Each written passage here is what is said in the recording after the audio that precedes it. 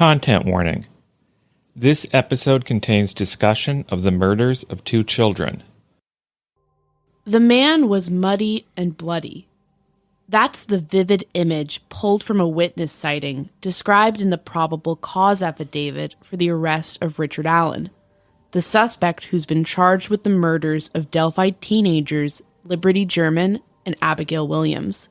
The witness sighting is laid out on the PCA's 4th page, in the 2nd paragraph. Investigators spoke with Redacted, who stated that she was traveling east on 300 North on February 13, 2022, and observed a male subject walking west on the north side of 300 North, away from the Monon High Bridge. She advised that the male subject was wearing a blue-colored jacket and blue jeans and was muddy and bloody. She further stated that it appeared he had gotten into a fight. Investigators were able to determine from watching the video from the Hoosier Harvest store that she was traveling on County Road 300 North at approximately 3:57 p.m. That portion of the PCA has understandably attracted a lot of attention from people who follow the Delphi case. You hear a lot of talk about the muddy, bloody witness sighting. That's no surprise. It's an almost lyrical phrase, as well as a terrifying and evocative detail.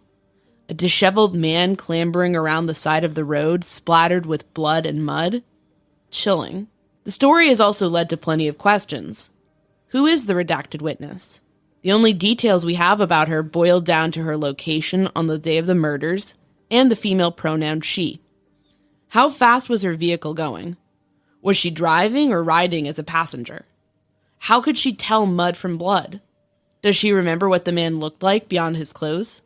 Did the person she saw closely resemble Allen, or any of the names that have come up in the case so far? And that also prompts us all to ask questions of ourselves.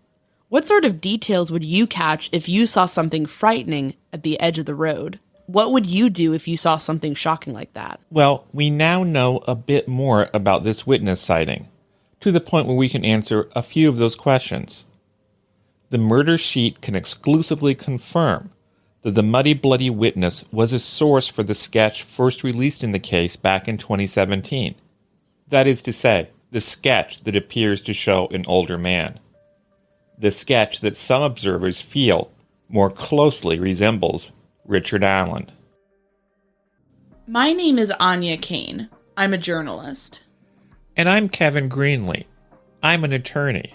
We first connected while looking into the Burger Chef murders, an Indiana cold case. Together, we built a spreadsheet documenting hundreds of cases of restaurant-related homicides. That original spreadsheet gave way to our podcast, The Murdersheet. Now we maintain that same research-centric, investigative approach as we look into all sorts of homicides, including unsolved cases, historical crimes, and, of course, restaurant murders. We don't just chat about the headlines. Our podcast is a platform for our journalism. The Murdersheet focuses on investigative reporting, thoughtful analysis, thorough research, and in-depth interviews. We're the Murdersheet. And this is the Delphi murders, muddy and bloody.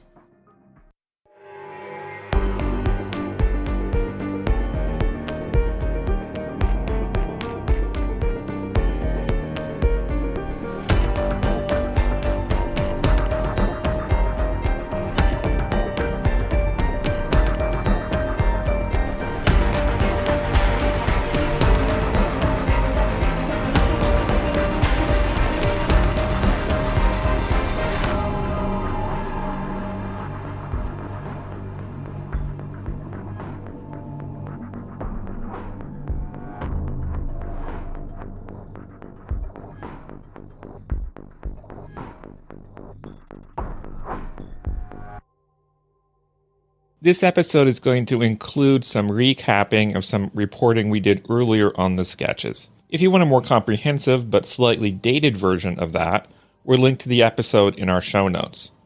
But we feel that some of this reporting is helpful to have in order to follow along with how the thinking around these sketches has evolved over time. You see, the sketches have been a key, and often confusing, aspect of the Delphi case from early on. To recount all the important details about the sketches, we have to go back a few months after Abby and Libby were murdered. The first sketch that was released in the case was unveiled on July 17th, 2017. Sergeant Kim Riley of the Indiana State Police, who has since retired, referred to it at the time as a composite. That has led some people to assume that the information that led to the creation of the sketch came from multiple sources. That may not be true. How exactly does one define a composite sketch? We thought we knew the answer, but delving deeper into the topic surprised us. Let's look at Standards and Guidelines for Forensic Art and Facial Identification, which is a 2010 publication approved by the Forensic Art Subcommittee of the International Association for Identification. In the guidebook's introduction, we noticed a curious sentence. Where one or more witnesses are available to provide descriptions of an unidentified subject, a forensic/composite artist should be able to advise the investigating officer of the forensic art applications that would best contribute to the case. One or more eyewitnesses. We both assumed, without really thinking about it, the composite sketches were always the result of more than one eyewitness, just based on the name. But composite sketches can certainly come from a single eyewitness. So it's possible that the witness who saw the muddy and bloody man is the sole source for that sketch, although we do not have enough information to confirm that. We're just putting it out there as a possibility, and to identify a gap in the information that we have. Let's go back and see exactly what Riley said at the time, in hopes that it might clarify things a bit. An Associated Press article from July 18th, 2017, quoted Riley as saying that the sketch is an artist's composite of the information. Well, that doesn't exactly clear things up. Well, in any case, then Carroll County Sheriff Tobe Lesenby was quoted in the press at the time in ways that suggested there was only a single source for this sketch.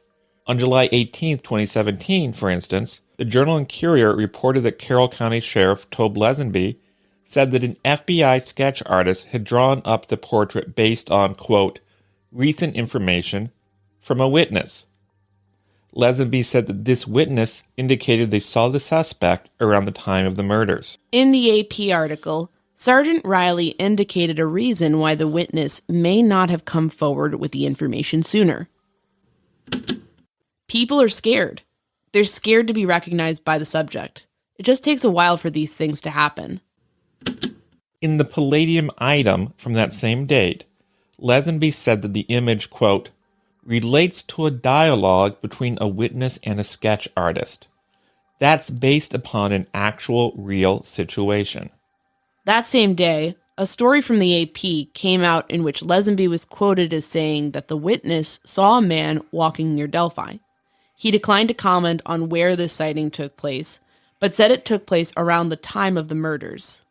One thing that is often overlooked is that even early on, law enforcement conceded that the sketch might not be entirely accurate. According to Lesenby, the hat in the sketch was a guess on the part of the witness and the artist, and that the way it appeared in the sketch might not be perfectly accurate. One thing that it's important to note is that sketch artists themselves often stress that these composite sketches are an artistic rendering of a witness's memory. They're not a snapshot, and there's room for some inaccuracies there. And in this case in particular, things would only get even more confusing. Let's go back to that AP story from July 18, 2017. Riley said the witness who saw the suspect was close enough to him to say he did not have blue eyes, but was uncertain of his eye color. So the witness was close enough to be able to tell that the man did not have blue eyes, but was not close enough to get a good look at the man's hat? The fact that this witness also seemed to be in a car also prompts some obvious questions about this sighting. That being said, the fact that guesswork is so integral to the creation of composite sketches does allow for a certain amount of inaccuracy and uncertainty. Sometimes the witness and the sketch artist just have to do their best with a split-second sighting and a limited memory. As we mentioned before, that first sketch was released on July 17, 2017. The image shows a white man with a slightly upturned nose, some facial hair, and dark eyes of an undetermined color. He looked to be anywhere from his 40s to his 50s. So, after the sketch was released, all of us who care about the Delphi case knew to keep an eye out for an older man. You all know what happened next. On April 22, 2019, ISP held another press conference. This is the one where they announced they were going in a new direction. And they released a new sketch. You've seen this one too. It shows a man who looked quite different from the subject of the first sketch. This new image depicted a clean-shaven, baby-faced man with a clean-shaven face and a head full of wavy hair. At this press conference back in 2019, Superintendent Doug Carter indicated that this sketch of the younger man should now be considered the primary sketch. On the same occasion, he announced that the sketch of the older man would now be considered secondary. Now, it was not entirely clear to most people what exactly all of that meant. So, a few days later, on April 24, 2019, authorities issued a press release in an attempt to clarify matters. It's a short release, so we are literally just going to read what it said so you can get the full picture. Delphi, Indiana. In the early days and months of the Delphi murder investigation, information was developed about suspect descriptions. It was initially believed the sketch that has been in public view over the last 2 years of a person in the age range of his 40s to 50s was a person of interest in this murder investigation.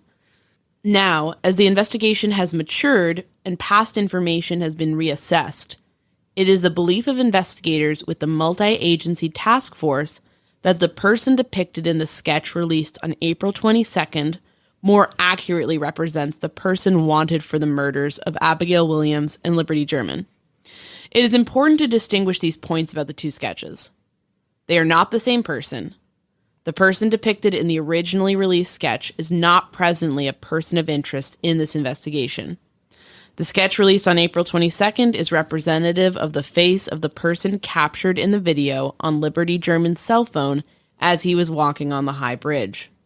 The person in the sketch released on April 22nd is described as having a youthful appearance, but could fall in the age range from his 20s to late 30s. This person's appearance could look different today if he has grown a mustache, beard, or let his hair grow longer, or cut his hair shorter than depicted in the sketch. Members of the Delphi community should reflect back on people they know in the community that look similar to the sketch released on April 22nd, especially if that person has changed their appearance since the murders occurred in February of 2017. That all seems crystal clear. The two sketches are not the same person. The man in the first sketch, the person we now know to be the so-called muddy and bloody man, is not a person of interest. We could all move on from that sketch to the sketch of the younger man, correct? At first, it seemed like that is exactly what would happen. There was, of course, discussion about all of this in outside media. On the 122nd episode of his podcast, Best Case, Worst Case, which aired April 26, 2019, former FBI agent Jim Clemente went so far as to assert that the man in the first sketch was already identified, arrested, and cleared. We figured it might be relevant to drop that claim in our timeline, given that he probably has decent sources among his former colleagues at the Bureau. And at least some family members seemed to get basically the same information Clemente had received. In an interview with true crime YouTuber Jason Herbert on September 30th, 2020, Abby's mom, Anna Williams, said, "The basic answer that we have is what we were told when we were brought in to see the second sketch, is we've run this first sketch. We feel like we know who this person might be, or we've cleared up this particular person, and now we're going to look at another person that other people also noticed might have been there that day, and now we'd like to talk to that person." If you take all of that at face value, it again seems obvious. The police figured out exactly who the man was who was seen walking down the road muddy and bloody. They no longer suspected him of the crime. I'm sure I speak for everyone when I say we would all love to know exactly who that man was that investigators felt was the muddy and bloody man in 2019. We'd love to know exactly how he managed to convince authorities of his innocence. If that's really what happened, of course. Because it seems as if things were not so clear as they may have initially seemed. That seems to happen a lot in this case. Because from here on out, things quickly devolved into utter confusion. On the one hand, we had some credible sources indicating that the subject of that first sketch was at best of secondary importance. But on the other hand, on November 18th, 2019, Sergeant Riley spoke with true crime YouTuber Jim Wagoner about the new sketch. We are not disregarding either sketch. We're looking more towards the second sketch that was put out on the 22nd of April in this year. We're not saying that the first sketch, there may be something there also. That's a step back from saying the man in this first sketch isn't a person of interest. In March 2020, ISP Superintendent Doug Carter made a rather odd comment on the true crime website Crime Lights. I also believe very strongly that the sketches we have, obviously, are not photographs. They are what a person remembers. And I believe that when an arrest is made, and I still think that will happen, that we'll be able to lay those two sketches over one another and remove them and find the face of the killer. That almost seems to bolster the idea that the two sketches could somehow depict the same person. At this point, of course, we were all still incredibly confused. It is totally unclear whether or not the sketches depict the same man from different perspectives or two totally different men. And we must, after all, keep in mind that law enforcement has said ever since the arrest of Allen that they suspect he did not act alone, that others may have been involved in this crime. We all hope to get more answers as the Richard Allen case works its way through the courts. In the meantime, it seems as if a great deal depends on what we make of the so-called Muddy and Bloody sighting.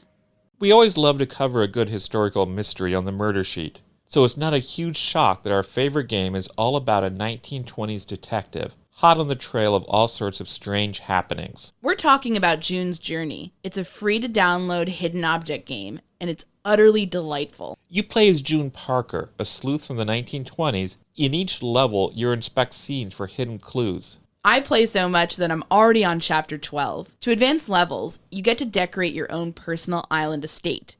I love collecting different features, like a beautiful swan pond, a swirling windmill, and a gaggle of old-time reporters. I'm very proud of all of those. Whenever I'm solving mysteries, I get to travel everywhere from Cuba to Paris to Italy to investigate cases involving artistic scandals, blackmail, and murder most foul. One thing that makes June's Journey special for me is the lovely artwork underpinning each level. The attention to detail really makes each scene come alive, and the characters are packed with personality. It's really immersive and makes us feel like we've been dropped into an old-fashioned mystery story. I can get a bit antsy whenever I'm stuck waiting in line or on hold during a call. June's Journey is a great respite, a chance to play a fun game and get a mental boost while I'm at it. Find your first clue by downloading June's Journey today. Available on Android and iOS mobile devices, as well as on PC through Facebook Games. So, how credible is this sighting? Well, the witness was in a vehicle. If the vehicle was moving at a high rate of speed, that is going to make the sighting more problematic. Some have raised questions about when exactly she came forward. Well, going by the press reports from 2017, it appears as if she came forward shortly before the release of the sketch. Others have asked, why didn't she stop, either to get a better look at the muddy, bloody man or to offer him some help? Well, it does sound like she drove on without stopping, and we frankly don't blame her, especially if she was a woman driving alone. We've all heard about cases of predators faking injuries or car trouble to lure drivers into an attack. And if the blood didn't look too bad and the man was walking and did not appear to be in distress, some people might just have the inclination to mind their own business and not get involved. Obviously, if you're us, or if you're a listener obsessed with true crime, we'd all probably call it in. But we shouldn't assume that everyone would naturally make that call. We'd be very curious to know when police found the witness and how she went about coming forward. In the past, we've strenuously avoided relying too much on the sketches in our reporting. There just seemed to be such confusion around them, plus they're an artistic rendering of information given by a witness. A helpful investigative tool for sure, but certainly not as concrete as a picture. For years, frankly, they seem to function more as objects to aid in an internet guessing game about their crimes, and that just didn't seem that helpful. But given that we've at least partially confirmed the origins of the sketch released in 2017, it probably makes sense to compare it with the image of Allen. Some important caveats. We're specifically looking at 4 images of Allen. We'll link to those in our show notes so you can look along. 3 are mugshots taken since his arrest in October 2022. One was a government-issued photo that Fox 59 obtained soon after Allen's arrest. It's not clear when that was taken. But suffice to say, we don't have a confirmed snapshot of his look in February 2017. We're sure there's images floating around out there that could qualify, but we don't have any of those verified. We picked those 4 images because we felt they gave a clear view of Allen's eyes. That's based on the eyewitness statement about the person that they saw not having blue eyes. Try as we might, we can't exactly nail down Allen's eye color. To us, they're ambiguous. In some lights, they appear almost blue or grayish. In others, they appear greenish, brown, maybe hazel. They're definitely not dark. They're light-colored eyes for sure, but the exact shade is elusive. In these 3 mugshots, Allen is sporting a mustache, white, tinged with brown, and a long, scraggly goatee that covers most of his chin. We've seen other photos of him floating around where his beard is trimmed shorter. For instance, the government-issued photo features a shorter beard, more akin to what you see in the sketch. There are also some big differences between Allen and the sketch. The sketch of the older man seems to have larger features that dominate the person's face. Allen's features seem to take up less room on his face. His eyes seem closer together than that of the sketch. His nose is close, but the sketch's is slightly more upturned. The sketch also seems to depict a person with scragglier hair. That being said, a man can change his hairstyle and facial hair in 5 years. Those aren't huge differences in our opinion. Like the man in the sketch, Allen's got a squarish head. Allen also looks like a middle-aged man, just like the figure in the sketch. It's our view that the sketch is not an absolute dead ringer for Richard Allen, but it does certainly bear a certain resemblance. Of course, Allen hasn't gotten his day in court yet. It's not for us to condemn him or say that he's guilty. He's presumed innocent under the law until a jury of his peers convicts him. But if he is guilty, then the sketch is a decent approximation by an eyewitness who seemingly didn't get too close. If he's innocent, then it's just another element of confusion around the sketches. Let's go off script a little bit to talk more about our thoughts and impressions. As we mentioned in the script, we've really often looked away from the sketches during this whole process because, as we said, it's just been a circus, frankly. It's just been people posting different side-by-side images. It's all been deeply unhelpful because sketches are supposed to be a helpful investigative tool, not an opportunity to play a parlor game and try to figure out, who the person is based on a artist's rendering of a witness's memory. And the fact is, I think anyone listening to this can recite many people named in the past as potential persons of interest who bear a certain resemblance to the sketches. And if so many people look like the sketches, it seems like the sketches have a certain limited utilitarian value. Yeah, they're kind of, I don't want to say useless, but they certainly didn't narrow things down. And from our reporting and reporting done by other media outlets, it's not like somebody called in the tip based on the sketch, and that's what led to an arrest in this case. One thing that may or may not be relevant, but I want to stress, is that the 2 sketches that were released were prepared by artists from different agencies. The initial sketch that was released was prepared by the FBI, and the second sketch that was released of the younger man was prepared by Indiana State Police. And we refer to the sketches numerically based on the order in which they were released, not the order in which they were drawn. We don't know. We don't know the background of these sketches, but The first sketch refers to the one released in 2017 that depicts an older man. The second sketch is the younger man in 2019. And again, we say older and younger. I mean, these are drawings. They're not, confirm. It's basically we're trying to just describe these as best we can. The fact that now we have information that the first sketch, the older man sketch, was at least partially drawn from the witness who saw the bloody and muddy man is interesting because now we're getting into, well, how well can you see a person's face when you're driving? And to be clear, there are so many unknowns about that I'm reluctant to draw too many concrete conclusions. We can offer some of our own analysis, some conjecture possibly, but I feel like it's important to say that we don't know. I mean, if you happen to be driving very slowly for some reason, that's obviously going to make a big difference than if you're speeding. Whether you're a passenger in the car or the driver is going to make a difference. Your vision and how observant you are going to make differences. Your ability to recognize faces or features, how good a look you get. I mean, it's all so determined by factors that we don't know about at this point. So I just want to throw that out there.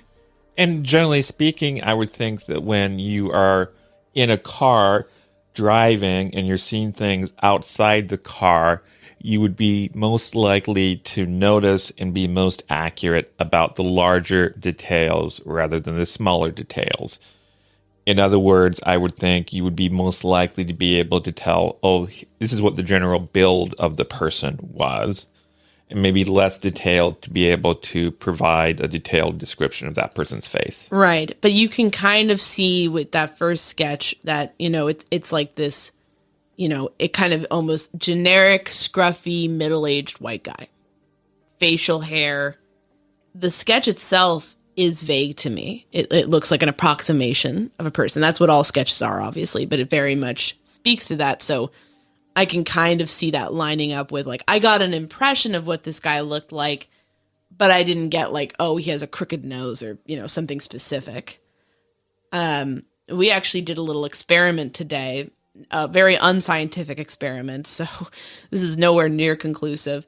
But Kevin and I both kicked each other out of the car at various times on a road and then drove past each other at, around the speed limit, which I believe is something like 45 miles an hour. Does that sound right? 50? Sure. I don't know.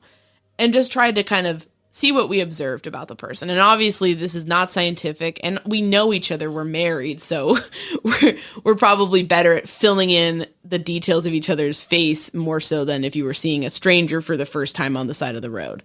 But you went first. What was your impression? My impression was that it was difficult to see details of your face. You also, for what it's worth, wear eyeglasses, that the color of the eyeglasses changed depending on what level of light you're exposed to. And so they were basically sunglasses. I couldn't see your eyes at all.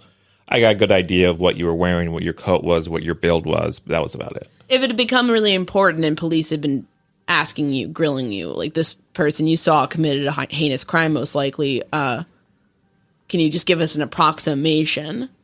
What kind of details would you have said about my face? I really couldn't even see much of your face. Your glasses, as I say, were tinted. I could make out a general idea of your hair color, and I could tell that you were white. Okay. What about you? Pretty vague. Your lenses you don't have transitions lenses, so I was able to see that you were a middle-aged guy. I think I could have approximately, I think your hair is a bit distinctive, so I would have been able to describe that. I would have been able to say that you were wearing glasses, that you had a bit of a 5 o'clock shadow, and that you were certainly Caucasian in appearance and seemed to have, I think I could have described like your face shape, things like that. Once we start getting into things like eyes, nose, mouth, that would have been more of guesswork on my part. Again, and it's hard to say because I know you, so I know what you look like, but I tried to look at you like a stranger would. Like, what are the kind of general characteristics? I certainly think I would have been able to describe possibly like your gait and your body shape and like what you generally looked like, but facial features are a bit more specific, and going at a, decent rate of speed along a road while driving and like concentrating on the road would have made it difficult. But I will say, I think if you'd been splattered in mud or blood and there was any sort of like reddish tint to your face or anything I think I would have noticed that, because we did it so we could kind of turn around and then start driving back on the opposite side of the person. And I locked on to you early enough that I think if I'd kept my eyes on you and you were disheveled in that way, that would have become more apparent to me as I drove further, and therefore more intriguing to me, and I would have looked closer. So that part, I think I was a little bit like, how do you tell mud from blood in the beginning? But I could see that. But the level of features, the level of details, that eludes me. Your hair was more neatly coiffed. And because of that, and because the way the light was shining on it, and you had it kind of pulled back, I don't think I would have been able to say with certainty, had I not known you, whether or not that was your hair if you were wearing a hat. And I also, there's no way I would have been able to tell your eye color, I think, even if you didn't have transitional lenses. Yeah. So, I think we're both getting... What do you make of that statement, that they couldn't tell the eye color, but they know it wasn't blue? I don't know. I find that very odd. But then again, I also think if you're in a situation where you're just trying to fill in things, then, you might make mistakes. That's the problem with it, right? You're trying your best, but, and I don't know how that applies to Alan, because I know it sounds stupid when we say we can't really tell his eye color, but it's really, maybe other people are better at that than I am. I was staring at multiple pictures of his eyes. His eyes look very pale. Some pictures seem to almost have a bluish tint. Others seem to more be in the hazel family. I don't understand it. It's just hard to say. And we've seen him in person at trial, but we weren't necessarily like getting a good view of like, oh, what's your eye color? Right. So the making a statement about blue eyes, perhaps to me, that could read, if I'm being generous, and I don't see any reason not to be at this point, I could see it being like, I noticed the eyes appeared dark. They did not appear light. They did not appear to be cool in color. They seemed warmer in terms of the color of the irises. So maybe that makes a person conclude they're not blue, because there's a lack of coolness. There's a lack of, they're light without being cool. Blue is like the cool color. I'm not saying cool as in like, oh, that's neat. I'm saying cool like cool tones versus warm tones. So maybe you see the eyes look a bit darker and you just assume, well, that can't be blue. Could be dark green, could be dark brown, but or even hazel, but it couldn't be blue. So I tried looking up, and there's a lot of speculation about the color of Alan's eyes. Maybe people who are more who are better at identifying things like that can tell us what they think his eye color is, but it certainly is an odd thing, and I think the eyes would probably be the hardest thing to find when you are dealing with a person in a vehicle. An important caveat here, though, I don't think we know for sure at this point how many sources this sketch came from. Certainly the press reports at the time seem to indicate a single source. This person came forward recently with this information. This sketch was the result of some sort of interaction between the witness and the artist. Right. But we know police can be misleading in how they present things to the public at times. So that doesn't rule out the possibility of a second source for the sketch. And there's also been so much confusion about this over time that it's kind of like I'm reluctant to say definitely one person. But we also know eyewitnesses. I mean, anybody who follows crimes, I think, has this understanding. Eyewitnesses are notoriously unreliable. And that's not because people are untrustworthy or they're doing something bad. It's just because our memories are very fragile things. And it's difficult to, not everybody is super observant. I'm not super observant. I've always thought I'd be a terrible witness because I'm not good at identifying makes and models of cars or locking on to the appropriate things at the time. And, if you have somebody who makes a mistake or they're pretty sure like, oh, it couldn't have been blue, but maybe they're wrong. I mean, it's just, there's so much up in the air with an eyewitness when you don't have it corroborated by something like a video. Another thing I also want to highlight is in the episode, we discussed how initially the police seemed pretty clear. These are two different people. There were even some unofficial indications that the person in the first sketch had been cleared. Later, that message changes, and the possibility is put out there that they're actually the same person, maybe seen from people with two different perspectives. That's confusing. And there is a temptation to view that as mixed messaging. But I think it's important to note that an investigation like this, by necessity, is very fluid. A good investigator never comes to a conclusion, locks onto it, and stays with that conclusion forever, no matter what the evidence is. A good investigator figures out what's most likely to be true, and if he gets different information, he reassesses. So I think there's certainly a strong possibility that behind the scenes, maybe at one point they thought, well, these are different people. And then later on, that became a little bit more ambiguous. And so that would explain a lot of that in my mind. I think that's well said. I mean, we came down pretty hard on ISP and other agencies involved with this when we first reported on the sketches. And frankly, I stand by that because a lot of this messaging is very confusing for the public. And it's very much like, what are we supposed to do with this? I mean, like put papers in front of you. Like, come on. But at the same time, I think you're absolutely right. I think that if there's a situation where, well, we thought X, but now Y, then you have to pivot. And you just have to, I mean, it's maybe not ideal, but what else are you going to do at that point? And I can envision, and I'm speaking purely at this time out of my own imagination, conjecturing different scenarios. I do not know this. I do not know why any of this happened. We try to very much bring you new information about this case that we get, but we're not going to jump to conclusions or try to make that fit into some theory. We're just going to put it out there and try to incrementally build up more facts about the investigation. So I'm labeling this strongly as conjecture, but what if you have a situation where this happens around 4 p.m., maybe somebody is searching in the woods and the investigators are talking to the searchers. Well, we're trying to figure out what this witness sighting was all about. Could any of you who maybe fit this type description vaguely, could any of you been kind of muddy from searching and stumbled out onto that road at that time? And maybe you have people being like, I don't think I did, but maybe, and you're just trying to be helpful and it was a blur. It was a kind of a traumatic day for everybody. So maybe you're just trying to think, yeah, maybe I got that far out, or maybe I was closer to the road than I thought. I don't know. And then so they're like, okay, well, it must have been that guy. And, we know he didn't do it.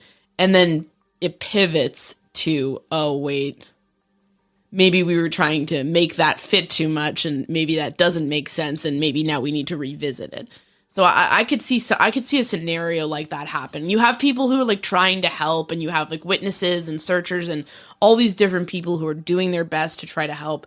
And maybe at some point you lock onto one theory to explain things, and then it just ends up kind of falling apart. It doesn't quite make sense, and you need to go back to the drawing board. Conjecture. That's not based on anything I know that happened.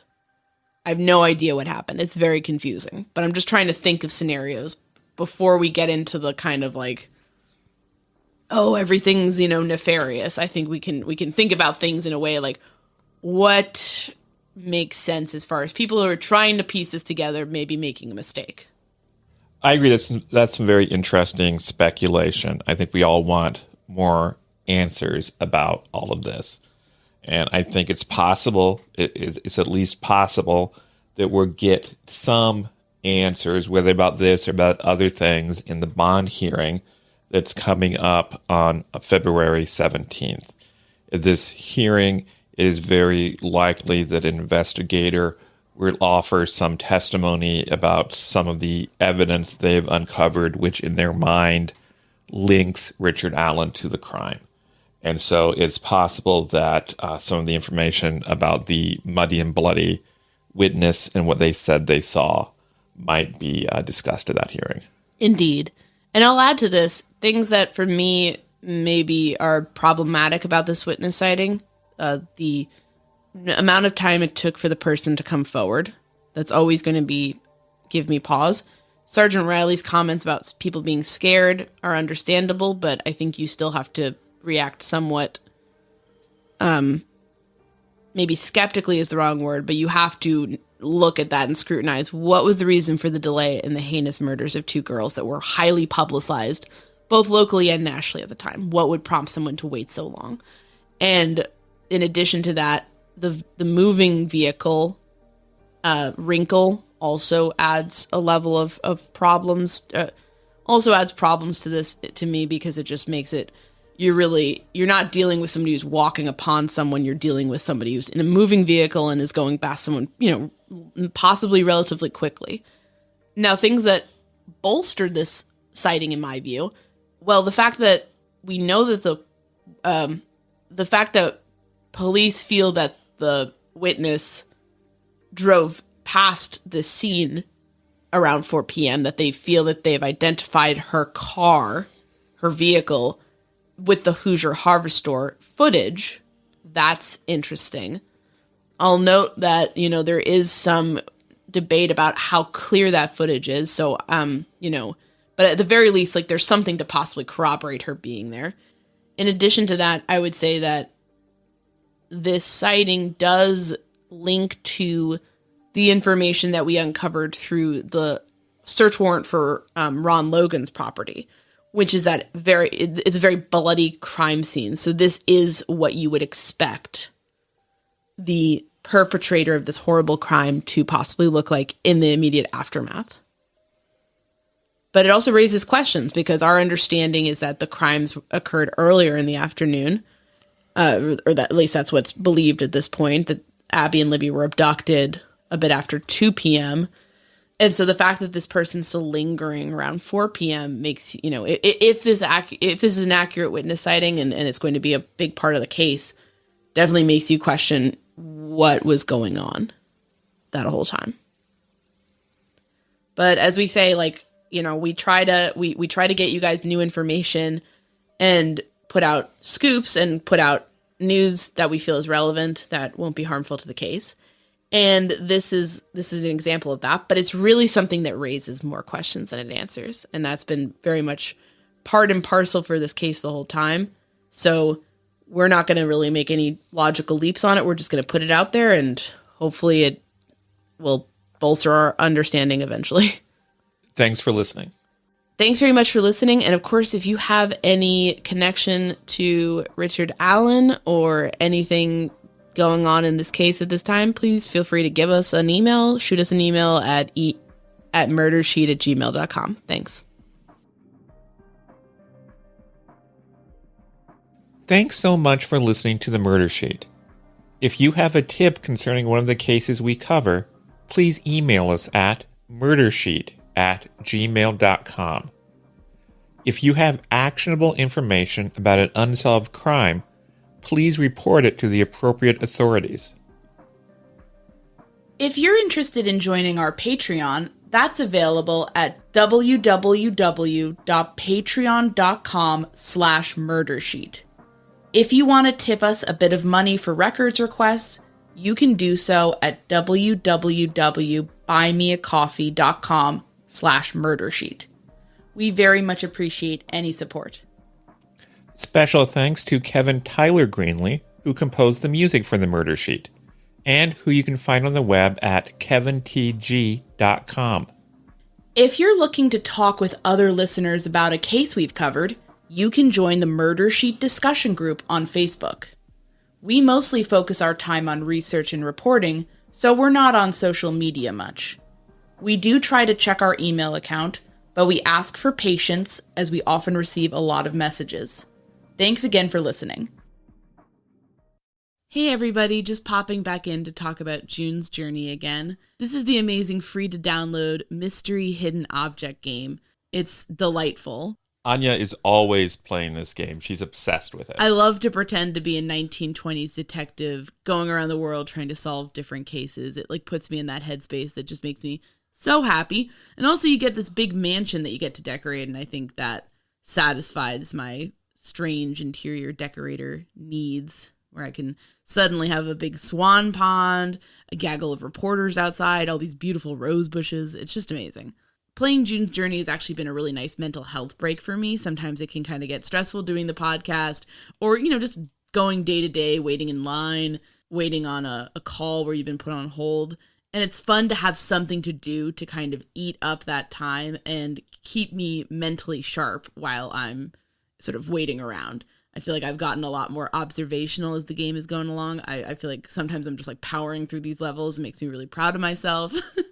And I think you guys would love it. I really think a lot of our listeners are people who would actually really enjoy this game and would find it really sort of soothing, but also fun. Give it a try. Tell us what you think. The Murder Sheet is an independent, smaller podcast. We don't have a huge staff.